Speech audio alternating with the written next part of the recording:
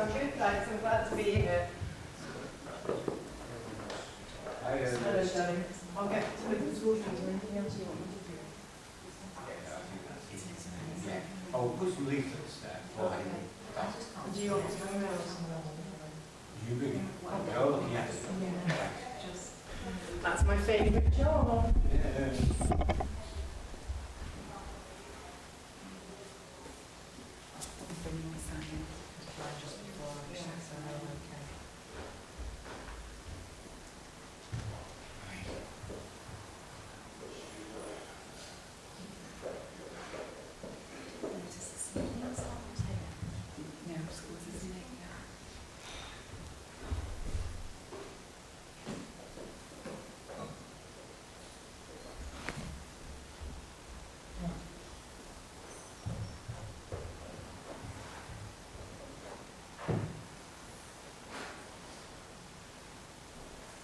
Just going to do a sound test. Oh, blessed one, Shakyamuni Buddha, precious treasury of compassion.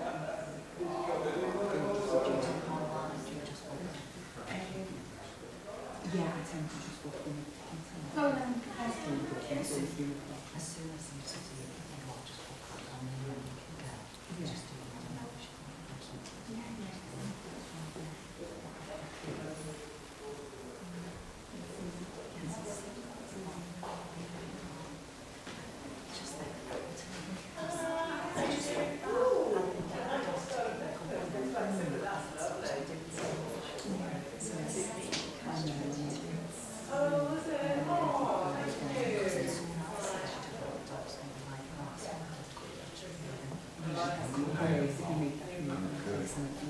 are you?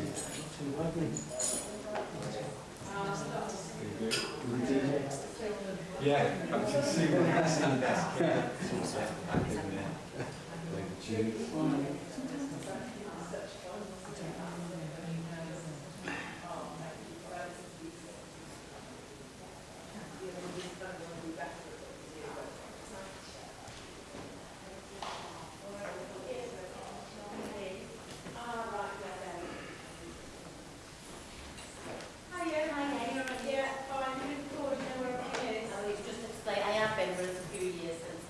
me just show you so it's in. Yeah, in your phone. So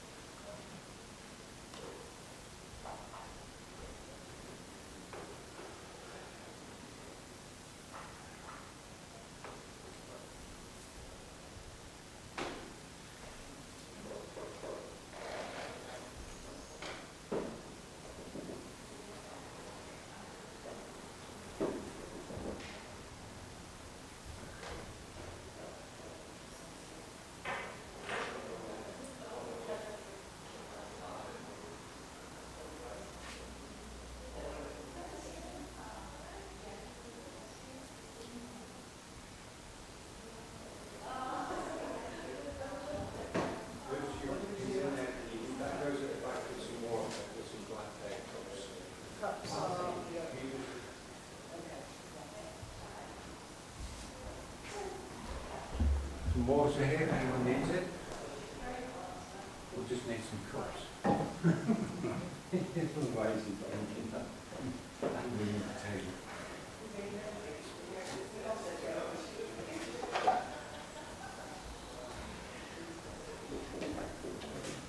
Go in a few minutes, just check your phones, make sure you're on silent or off, preferably, or out the window.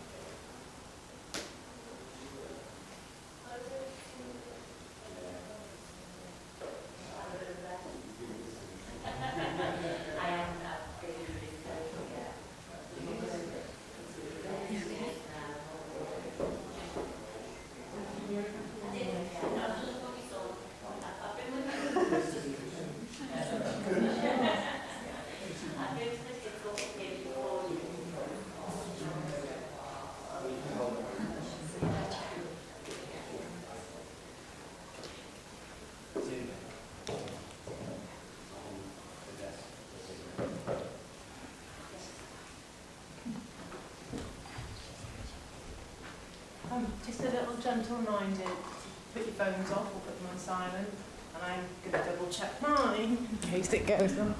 Hey Ruth, how's it going? That'd be really embarrassing. I'll be doing what I call doing an Eddie.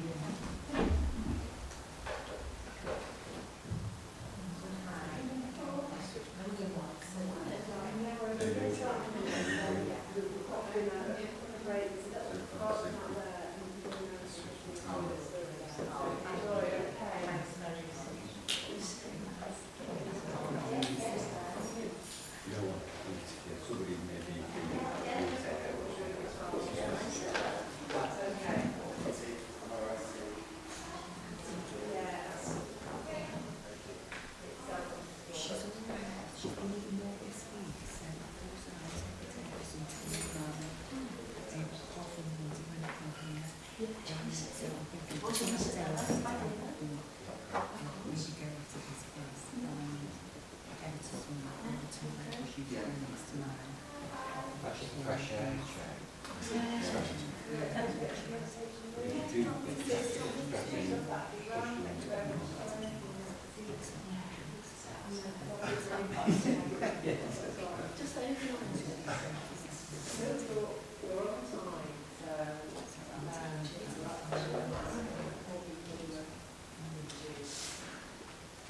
So this is 45 minutes, folks. No, it's not. It's an hour and a quarter, isn't it, the first session? And then we have a break for 45 minutes in the cafe, coffee machines on, and back here for 12. So all you have to worry about is back here for 12.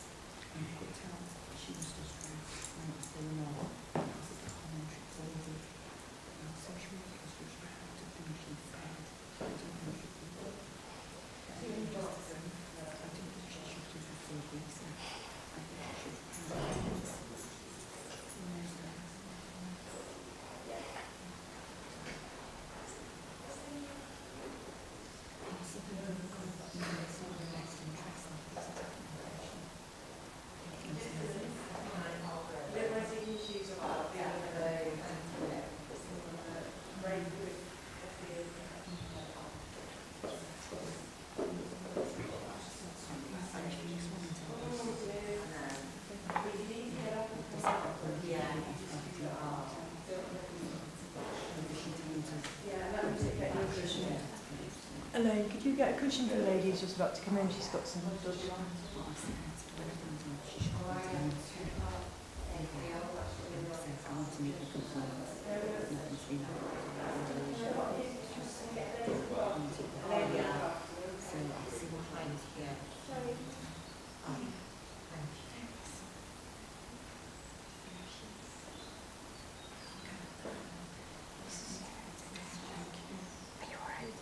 Yeah, that's lovely. Oh, no.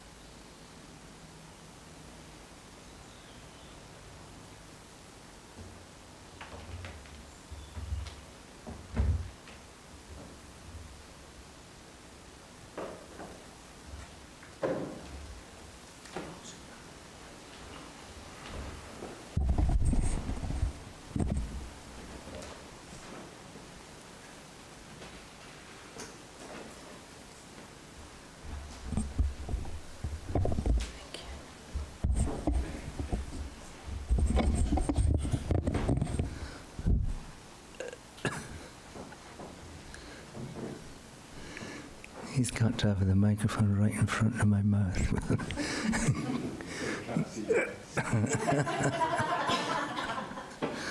Oh dear.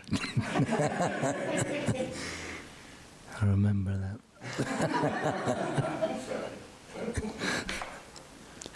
So good morning and welcome everyone. My name is Gen Kelsang Talopa, if we haven't met before. Morning. So, I guess you've come here to relax, yeah? And to revive. What does this mean? It means that essentially that we want to be free of all our daily problems, all our irritations, our anger, our jealousy, our unsatisfied desires, and so on, and all our anxieties and fears. Do you have any anxieties and fears? Yeah? No? Okay. You must come and sit up here and I'll sit there. So how do we do this? I mean, we're so familiar with these negative thoughts and emotions. They seem to arise so easily. The whole of Buddha's teachings are about how we can use our mind, how we can improve our mind, how we can change it, just on a daily basis, from negative meaning that we have negative thoughts, that the negative in a sense that they cause us to feel unpeaceful and unhappy. Changing from negative to positive, so we have thoughts and feelings that induce our feelings of peace and happiness that we long for. You know, we all want to be peaceful from the moment we wake up to the moment we go to sleep at night, for the whole day and every day, no matter who appears in our life. No matter what happens, no matter what we're faced with, we'd all want to remain peaceful and happy. So all of Buddha's teachings are devoted to this, to enabling each of us to be able to accomplish this. And the reason is that every one of us has the potential that we carry with us everywhere we go. Every moment of our life, every moment of every life, we have the potential to become quite extraordinary people. Because we have the seeds of two important things. We have the seeds of compassion and we have the seeds of wisdom in our mental continuum. They never change. So like every seed, if you're like a gardener, we plant the seeds and we don't have to plant these seeds, they're there already. But if we just water these seeds, care for them, cultivate them, make them grow, then our mind of compassion and wisdom will grow. So how do we do this? How do we accomplish this? Because if we have compassion and wisdom in our heart all the time, every day, then we'll always be at peace. We'll always be at peace. Because we recognize there's nothing particularly to worry about. And we change the focus of all our mental energy from ourselves to other people. So what happens to your own problems if you're just thinking about other people's problems? If your whole mind is thinking and devoted to helping others solve their problems, what happens to your own problems? What happens to them? You forget them. Yeah. Why do you forget them? Because they're not appearing to your mind. Then one of the nice things about our mind is we can only have one thought, one major thought at a time. So if we think about someone else's problems, we're not thinking about our own. And if we're not thinking about our own problems, they don't appear. They don't appear to us. So if we could spend our whole day thinking about other people's problems and trying to help them solve their problems, then we'd spend a day that's free from our problems. Wouldn't that be cool? Wouldn't that be cool? So, but in order to cultivate these minds of compassion and love and wisdom, we need to train our mind with meditation. So that's what I want to do today, to spend most of the day training in meditation. There are different types of meditation that we will do in our tradition.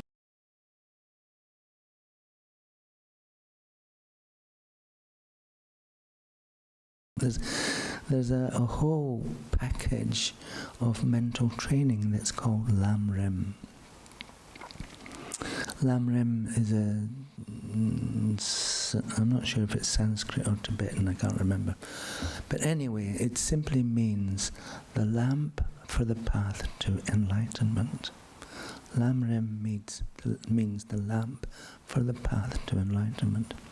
So the path to enlightenment is a path of inner mental training. We're following this graduated path of going from meditation to meditation to meditation. And then we're following this path that's leading us towards to become better people, leading us to this final state of enlightenment. So enlightenment is like an inner light of wisdom. An inner light, an inner peace of wisdom that is completely free from the causes of problems and difficulties, and has the power to bring happiness and peace to every other living being every day. The power to bring happiness and peace to every other living being every day. So, would you like that? Yeah. It's much better than winning the lottery. Winning the lottery just brings you more problems. But happiness and peace never bring any problems. It solves problems. So, well, maybe we should begin with the liberating prayers. Give Sudhana something to do.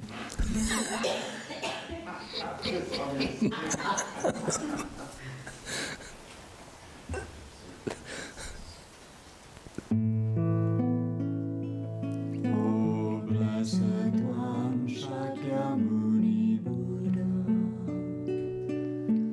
precious treasury of compassion, bestower of supreme inner peace, you who love all beings without exception, are the source of happiness and goodness, and you guide us to the liberating path. Your body is a wish-fulfilling jewel. Your speech is supreme purifying nectar, and your mind is refuge for all living beings. With folded hands I turn to you,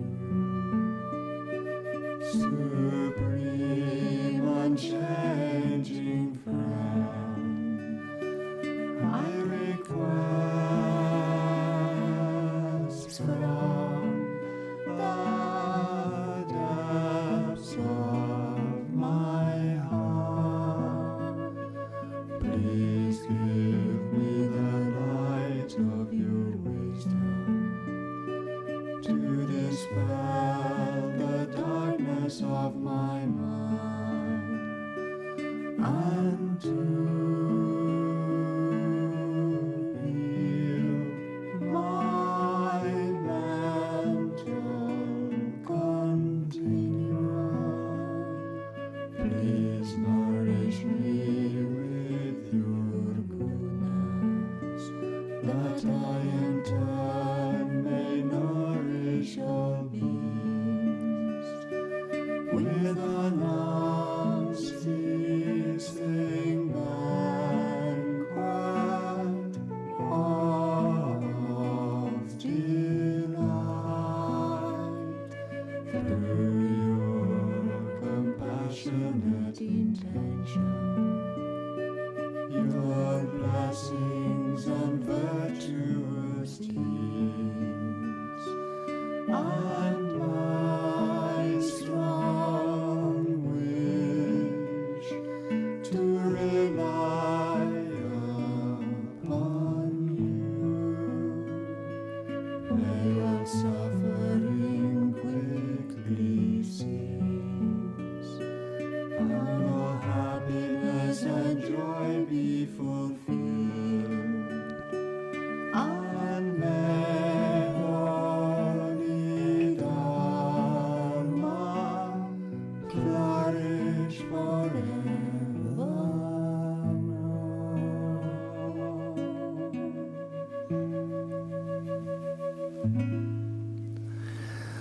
So I can guide you to this text, how to transform your life. And particularly one of the appendices that's called What is Meditation? If we're going to deal with meditation, we kind of need to know what it is.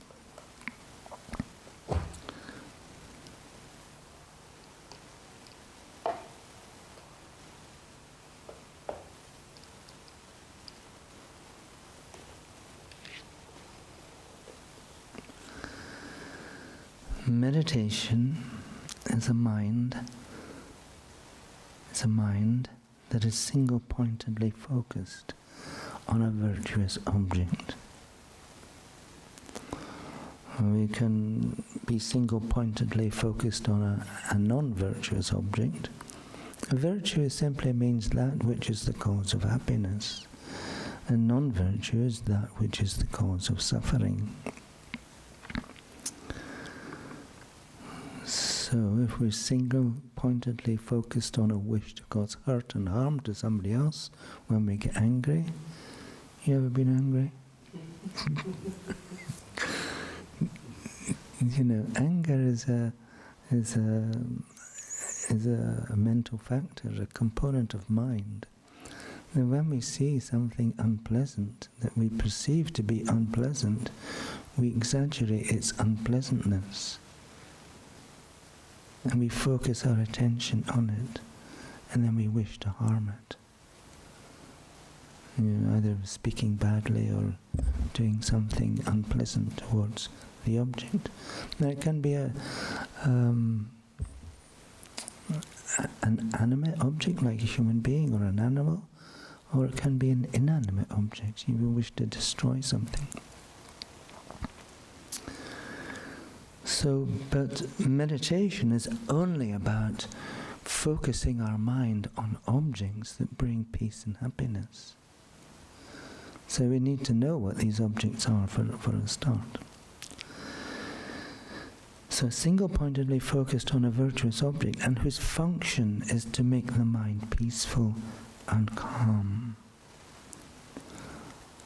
So if we are able to single-pointedly focus our mind on an object that creates peace and happiness, it will make our mind peaceful and calm. So for example, if we're able to focus our mind on a wish for others to be happy and keep it there, then our mind will spontaneously become peaceful and calm. And the opposite is also true. If we focus single-pointedly on a wish for someone to fall down a well, then our mind will become unpeaceful and unpleasant. Whenever we meditate, we are performing a mental action that will cause us to experience inner peace in the future. So this is kind of a written guarantee. Whenever we meditate, so often we think, well, my meditation is not going very well. My mind's all over the place. I can't achieve this single-pointed focus. But what we've done is created the intention to meditate. If you just even think about sitting down on your cushion to meditate, you've created an intention, a mental factor intention, that it is itself virtuous. You have a virtuous intention to engage in meditation to improve your mind. So if you actually sit down and engage in the meditation, this is, completely amazing. And so what we're doing, every time we engage in an action, we create a tendency to repeat that action. So every time we even think about meditating, we're strengthening that mind that wishes to meditate, that wishes to improve our mind. So we can say there's no such thing as a bad meditation. Yeah. So we shouldn't be afraid of meditation, even when our meditation has not gone well in the past. We may not realize it, but we've been creating the cause to experience peace and happiness at some time in the future. So all we need to do is keep creating the causes, and everything will naturally improve. So there are two types of meditation: analytical meditation and placement meditation. Analytical meditation and placement meditation. Analytical means we investigate what the object might be. So if you think about the object of compassion, we need to investigate, well, what is compassion? Compassion is a mind that simply wishes others to be free from their problems. So can we create a mental image of this object, compassion, a mental object of wishing others to be free from their suffering? So maybe we need an image that depicts the sufferings of other living beings. And then we have this image in our mind, and we think, I can't bear this. I can't bear for this person. I wish they weren't suffering. It's an animal or a human being. I cannot bear for this to continue like this. I wish they wouldn't be suffering. That is the mind of compassion. So we found the object, the wish for others not to suffer. Yeah. We all have images of other people suffering.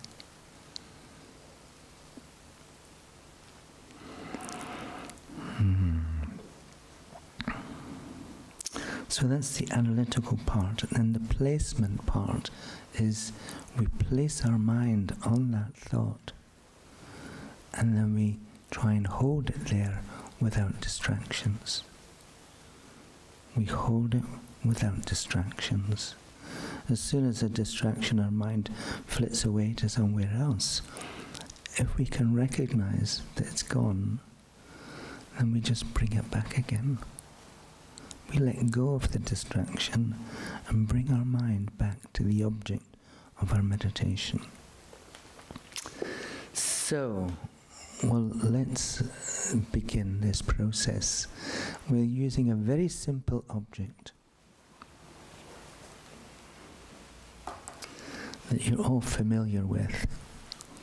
It's your breath. So, sitting in good meditation posture, it's in Buddhism we have this, we place the right hand in the palm of the left and raise the thumbs, so the tips of your thumbs touch gently together. So the right hand represents compassion, the left hand represents wisdom. So the two together are the union of wisdom and compassion. And raising the thumbs refers to the inner fire, the inner energy that you have within your own mind.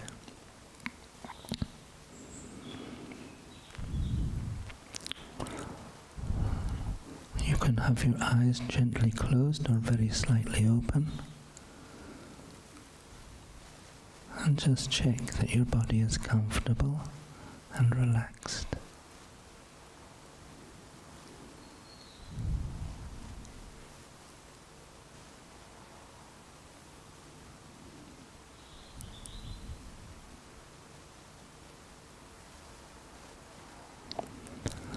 So bring your mind just to watch the rhythm of your own breathing.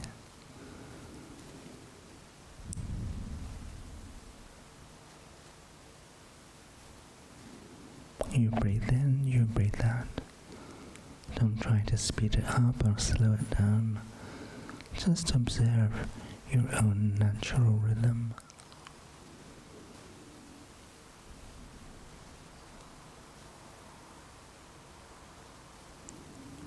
The more you place your mind on your breath, the more you let go of distractions.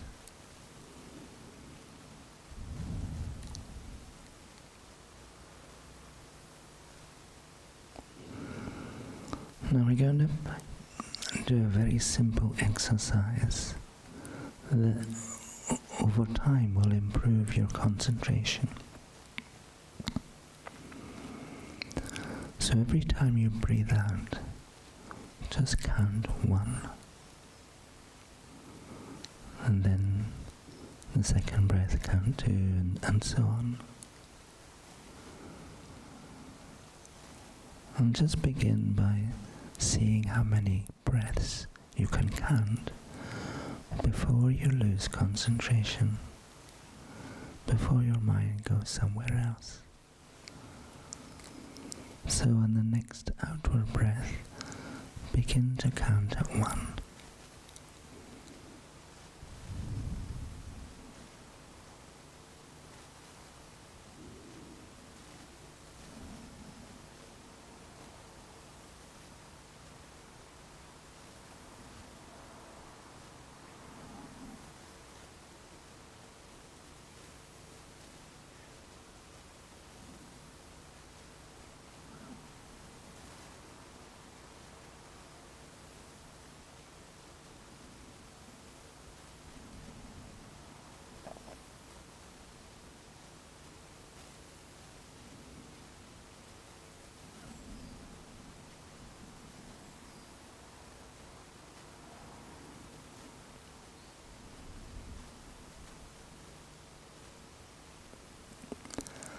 if you lose the count, or lose concentration, or some other thought arises, just stop and go back to the beginning.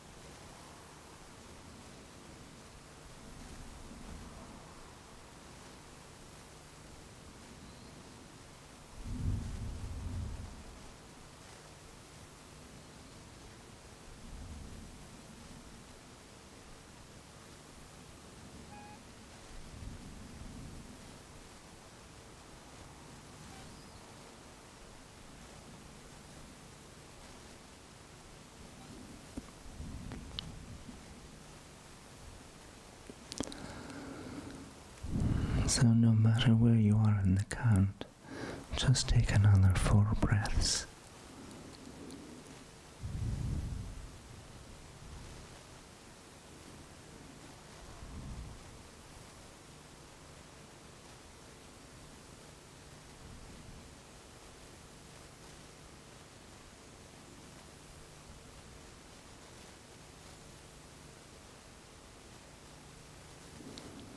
And then when you're ready, you can arise from meditation.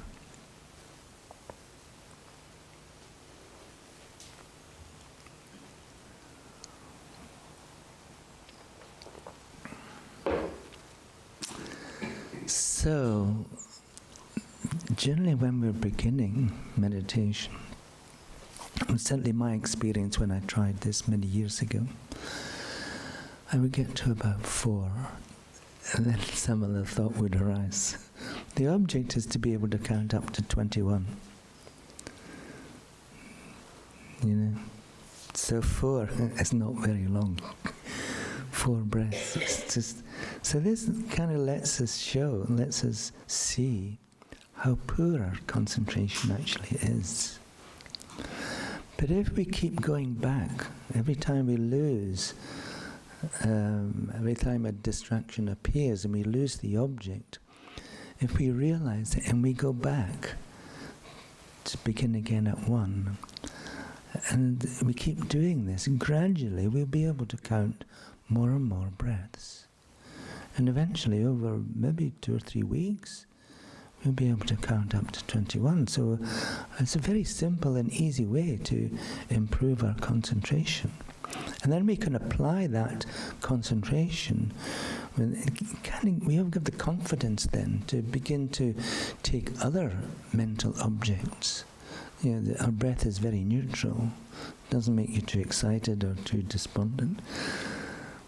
But we can take other objects like love and compassion and meditate on them, and with the confidence that we can hold our mind on these objects. The longer we're able to hold our mind with concentration, the more familiar we become with the object. So we can think of meditation as a way of becoming familiar with virtuous objects, the causes of happiness. And the more familiar we become with these objects, the more they appear in our mind more often and more spontaneously.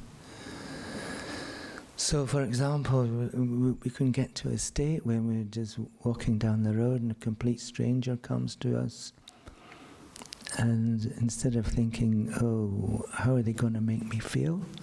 Are they going to be a problem for me? Are they going to make me happy?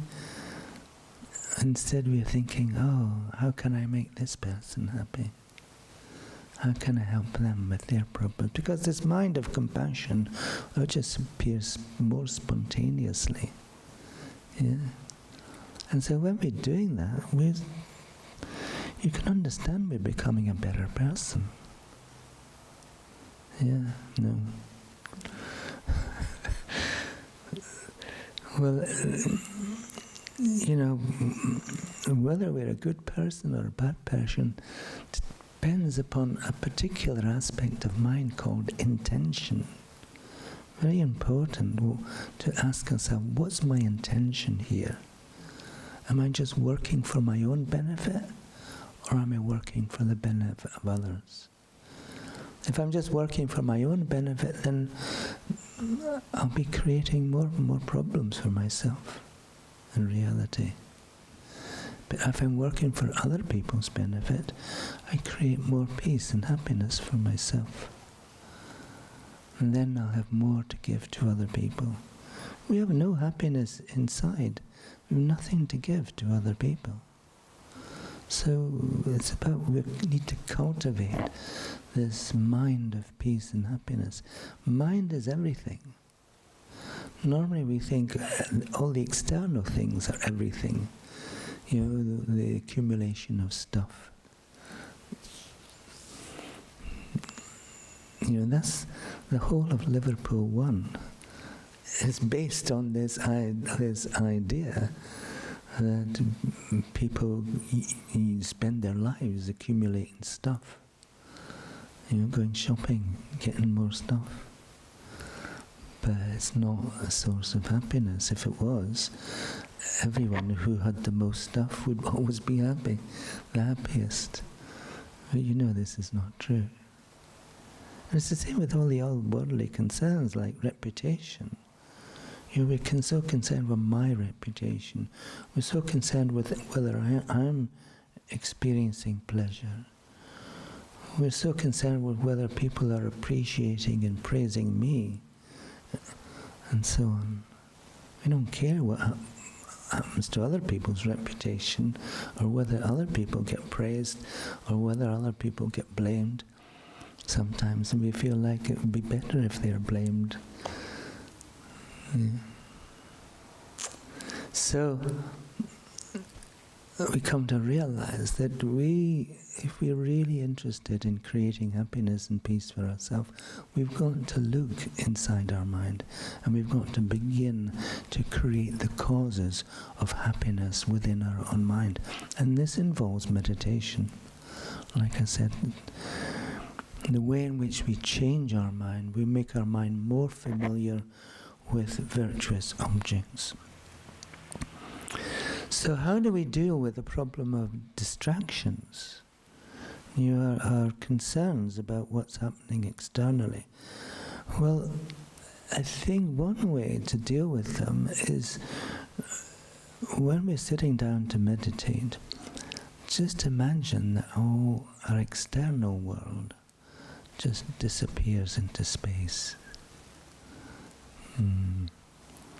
So we have distractions because our mind goes to another object. Yeah? But if all the other objects have disappeared, all your favorite things have disappeared, your favorite people have disappeared, then there's nothing for your mind to land on. There's nothing out there.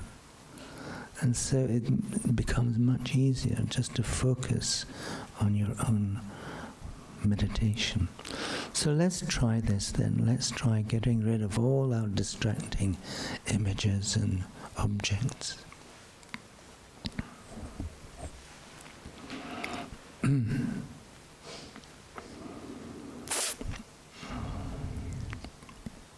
So again, sit in good meditation posture.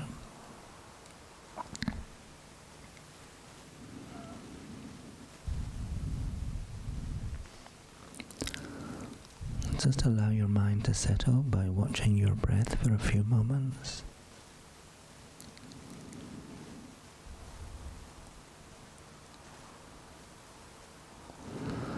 And then bring to mind an image of planet Earth. Planet Earth and everything in it.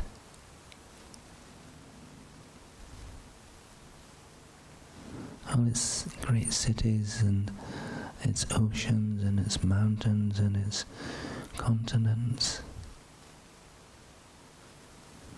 And all the living beings on planet Earth, wherever they may be.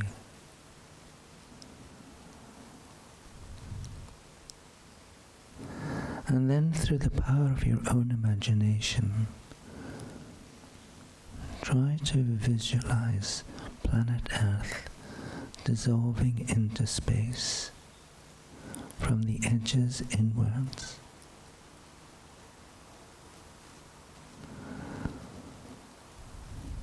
So all the great oceans just begin to disappear. And the great continents and great cities and all the buildings and populations begin just to disappear, as if the whole world is shrinking from the edges inwards, just leaving behind empty space.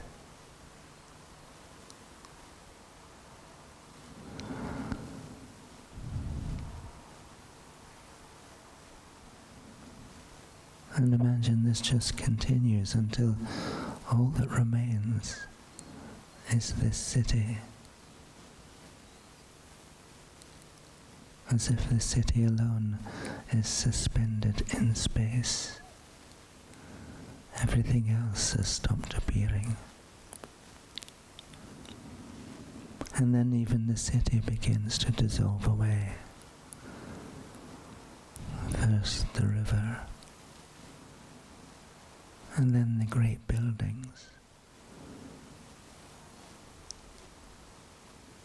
the docks, all the parks and beautiful places,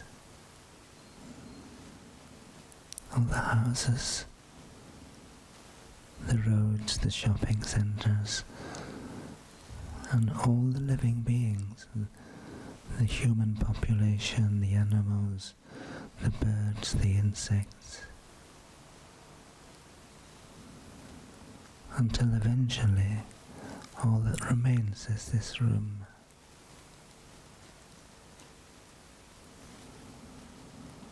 As if the room itself is suspended in empty space.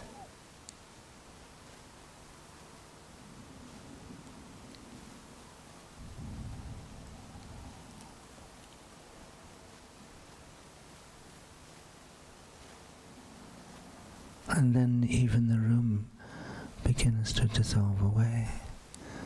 First the ceiling, and then all the walls, all the statues, the furniture, and everyone else in the room.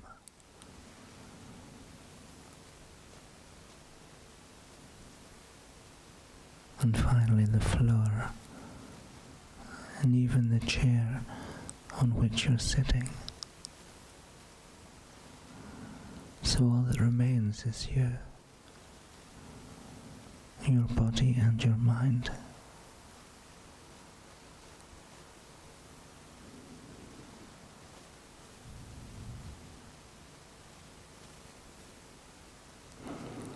And now bring your mind again just to watch your breathing.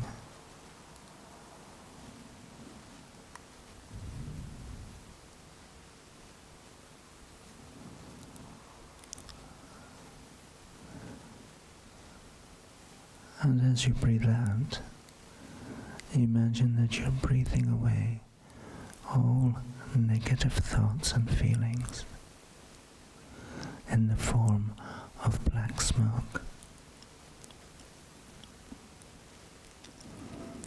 All your minds of irritation and anger, strong attachments, any feelings of jealousy, any disappointments, any anxiety about the future, any aversions that you have. They'll all appear as black smoke that gathers inside you. So every time you breathe out, just breathe away some of the black smoke. And feel that you're breathing away the negative aspects of your own mind. Just by breathing out, all this cloud of black smoke will eventually disappear.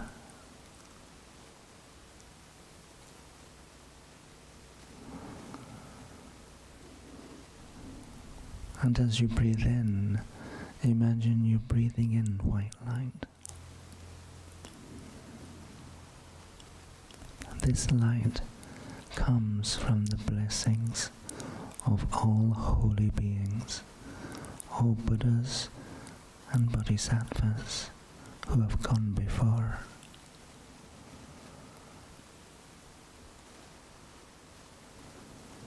They pour down their blessings upon you in the form of this white light.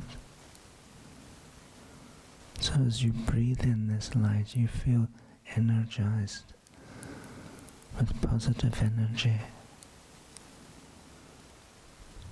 inspiring thoughts, and confidence.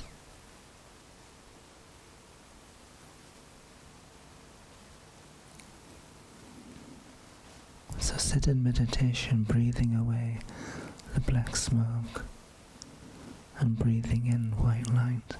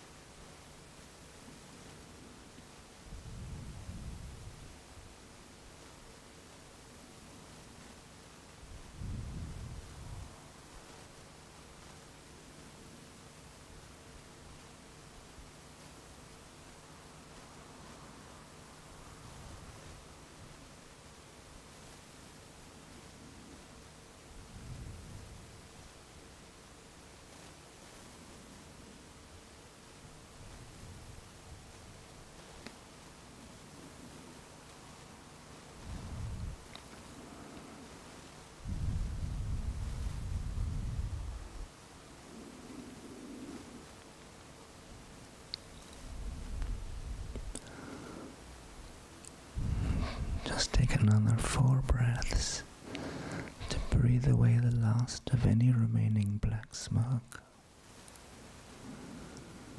And feel that your whole body and mind are filled with light.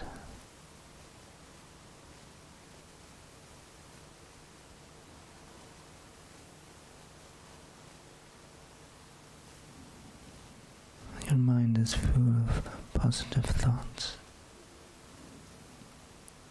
confidence, and inspiration.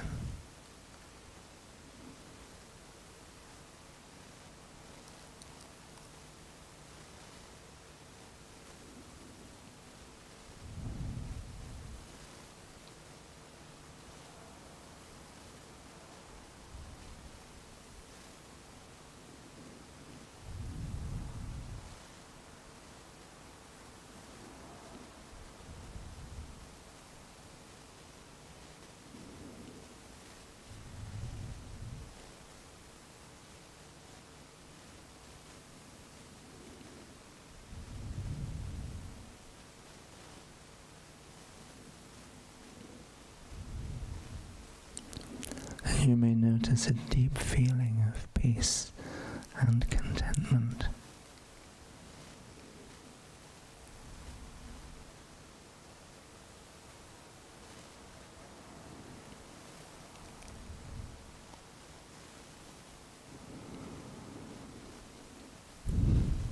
When your mind is free from distractions and your mind becomes still,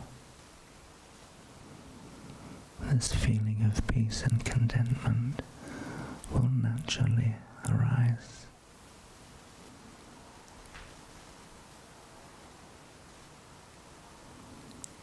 So turn your mind now to any feelings of peace and contentment that you have.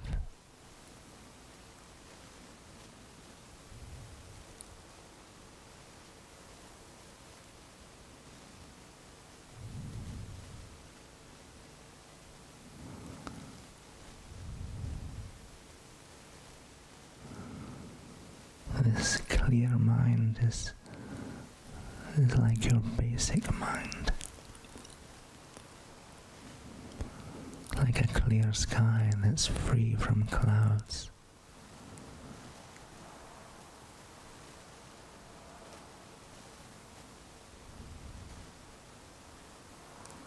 Just the nature of peace and contentment.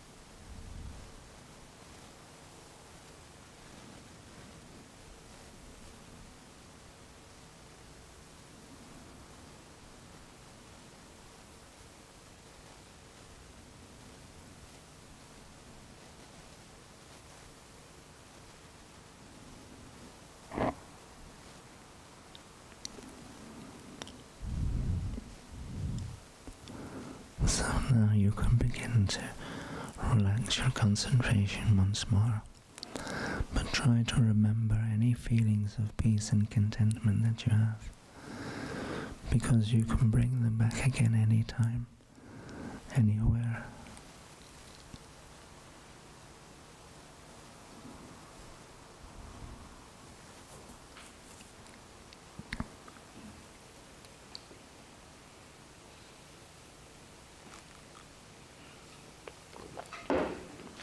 So our meditations and our mind can become more still if we do this very simple practice of imagining the whole world just dissolving away into empty space. So all that remains is ourself, our own mind and our own body. Then we're using our body to focus upon our mind and beginning to use our mind to develop positive thoughts and feelings. First, initially neutral thoughts and feelings by just watching our mind. But then with this black and white breathing, this is what the meditation is called, black and white breathing. We imagine we're breathing away all the negative thoughts and feelings that we have and that we've ever had. Yeah, we're getting free of all that negativity. And and then just filling our mind with this positive energy from the blessings of holy beings, from Buddhas and Bodhisattvas, who are all around us. Yeah. So this room is crammed full of Buddhas and Bodhisattvas. You just don't have the wisdom to be able to realize it. But when you become an enlightened being, your job description will be to bestow blessings on other people so they can do the same. So all the ones who have gone before are bestowing blessings upon you so you can become just like them, whether you like it or not.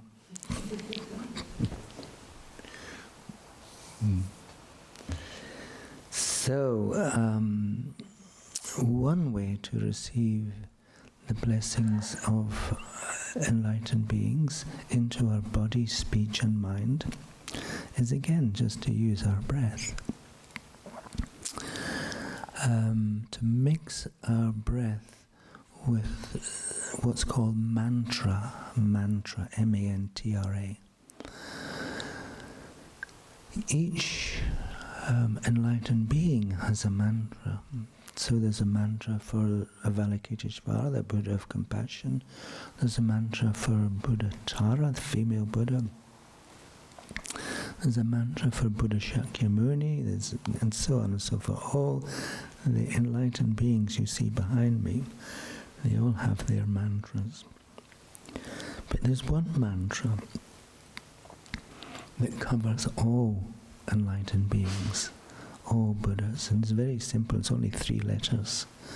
Om, Ah, Hum. Om, Ah, Hum. Can you say that? Om, Ah, Hum. Okay, so this is the mantra of all Buddhas. And the Om refers to all Buddhas' bodies. So when we're reciting the mantra, we're actually receiving the blessings of all Buddhas' bodies. So our contaminated body at the moment, you didn't realize your body was contaminated, right? Why do we polish it and scrub it every day?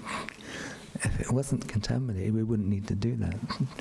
We put all kinds of scented things on our body just to be able to make sure we smell nice and so on.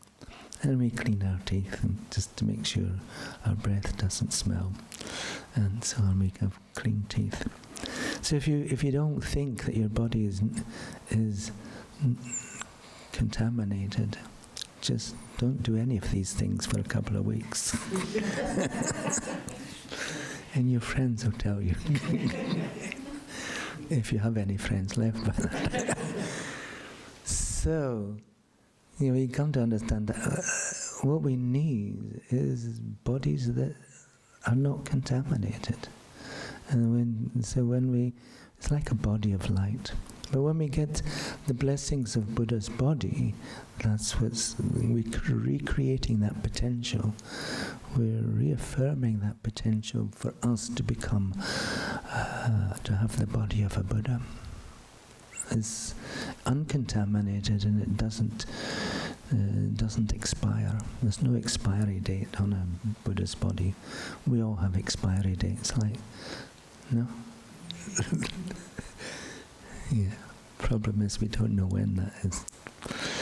Anyway, that's another matter. So Om is the blessings of all Buddha's bodies. Ah is the blessings of all Buddha's speech. And Hum is the blessings of all Buddha's minds. So when we're reciting that mantra, Om Ah Hum, then we're mixing our own mind with the blessings of all Buddha's body, speech and mind. So we're creating the cause for ourselves to become just like them. It's a very powerful way. I mean, if that's all we did throughout our whole life, recite this mantra throughout the day and throughout every day, we're creating the cause to become an enlightened being. And naturally our mind will be changing. and our speech will be changing, and eventually our body will change. So the way in which we do it, we combine this with our breath. So as we breathe in, we imagine we're hearing the sound of Om. As we're breathing in, we're just imagining we're hearing the sound of Om. You don't need to say it out loud. And then at the end of the in-breath, we just hold the breath for a little while.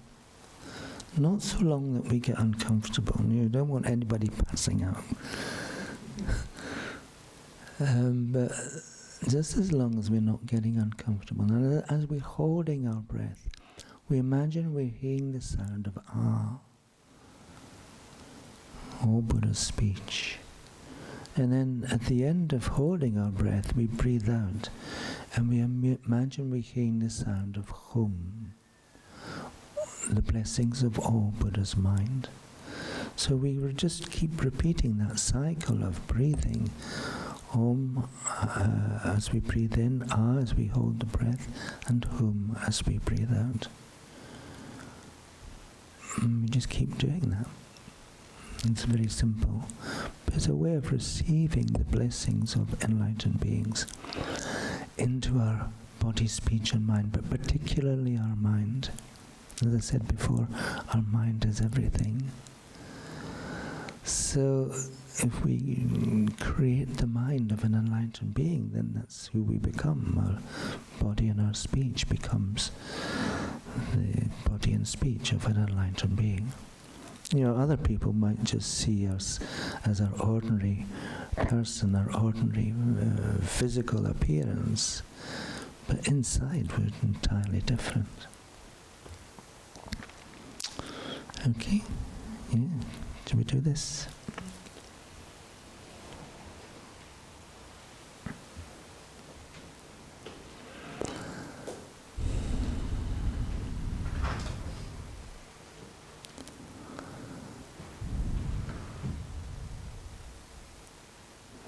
So for a few moments, just watch the rhythm of your own breathing.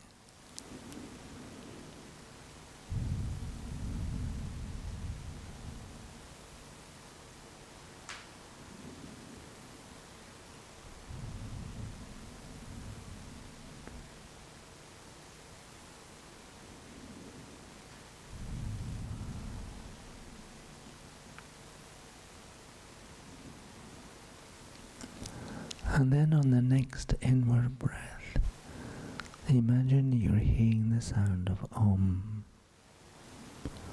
And then at the end of that inward breath, hold your breath for a short while.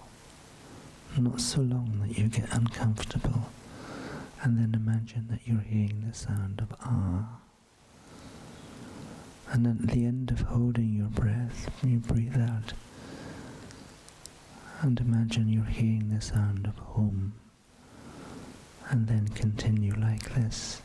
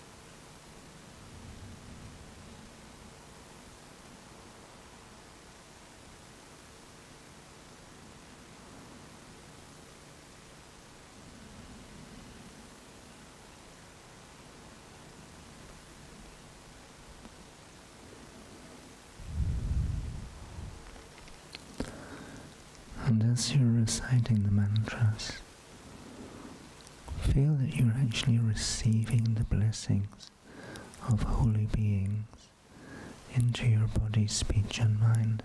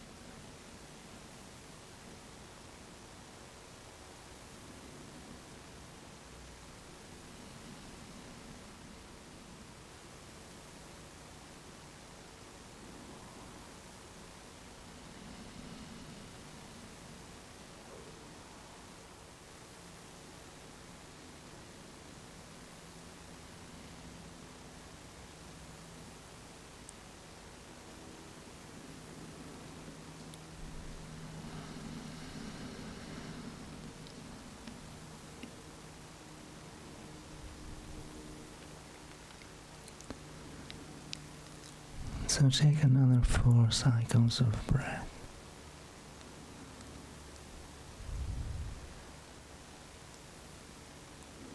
And then when you're ready, you can arise from meditation.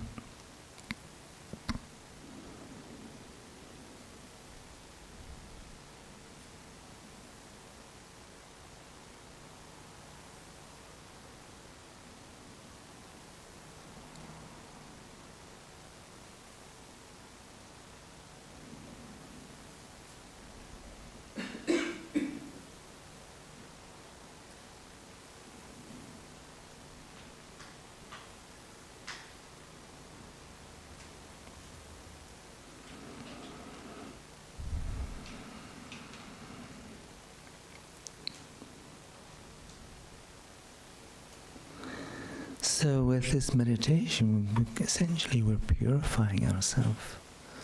We're becoming a more and more pure person. Just purifying our body, our speech and our mind.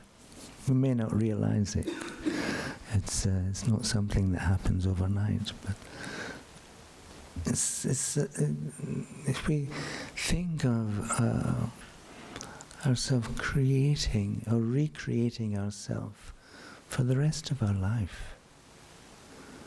You know, it's like, we brush our teeth every day. Why can we not just clean our mind and purify our mind every day with these extraordinary, fairly simple practices that have been around for thousands of years. Yeah. And, 2.5 years of 2,500 years of consumer satisfaction. So you got to realize it would work for you. So often think, oh, this meditation stuff wouldn't work for me because I'm such a terrible person. There's Venerable Geshe-la, my teacher and founder of our tradition. He wrote 4 books for children. And the first book was about a serial killer. And the thing is, this serial killer was called Angulimala. And he'd killed countless people, and he wanted to kill Buddha Shakyamuni.